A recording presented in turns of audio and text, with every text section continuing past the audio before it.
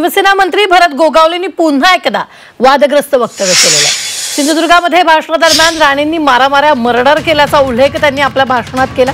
नारायण राणे यांना जवळून पाहिलंय, त्यांनी अंगावर केसेस घेतल्यात, भानगडी केल्या, मर्डर वगैरे सगळं झालं असं भरत गोगावले म्हणाले। महत्त्वाचं म्हणजे यावेळी व्यासपीठावर शिवसेनेचे आमदार आणि नारायण राणेंचे पुत्र निलेश राणे उपस्थित होते। त्यांच्या वक्तव्यावरून आता नवा वाद निर्माण होण्याची शक्यता आहे। दरम्यान भरत गोगावले यांना अर्धवट माहिती आहे, त्यांच्या ज्ञानात भर टाकतो अशी प्रतिक्रिया मत्स्य आणि बंदरे मंत्री नितेश राणेंनी दिली। तर गोगावले खरं तेच म्हणाले तशी प्रतिक्रिया माजी आमदार वैभव नाईक यांनी दिलेली आहे। त्यावेळेला बाळासाहेब असतील, नारायण राणे साहेब असतील, अनेक नेते मंडळी आम्ही जवळून पाहिलेले। नारायण राणे साहेब एवढ्या उंचीवरती जाण्यासाठी सहजासहजी नाही मिळालं। अंगावर केसी घेतला, भानगडी केल्या, जेलमध्ये गेले, मारामारी केल्या, मर्डर सगळं झालं।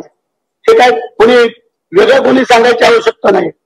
देवीला सांगत ना आम्ही भानगडी करा, आपल्याला जुळवून चालायचं, पण त्यांच्या पण काही मंडळी थोडं आम्हाला पण जोडून घ्यायला पाहिजे, हा आमचा सल्ला, बाकी काय नाही। एक तर भाषण ऐकलेलं नाही, एक दुसरं आदरणीय राणे साहेब हे महाराष्ट्राचे मुख्यमंत्री राहिलेले आहेत, असा कुठलाही पोलीस रेकॉर्ड त्यांच्या मर्डर केसचा नाही, कुठलाच पोलीस रेकॉर्ड नाही।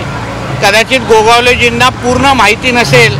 आज संध्याकाळी चहा पाण्याच्या निमित्ताने माझ्या खांद्याला खांदे लावून उभे असतील तर थोडी चहा त्यांना माझ्या वतीने देतो आणि त्यांच्या ज्ञानात थोडा भर टाकतो। काल नारायणांच्या बद्दल ते बोलले ते अत्यंत योग्य असं आणि खरं बोललेले आहे।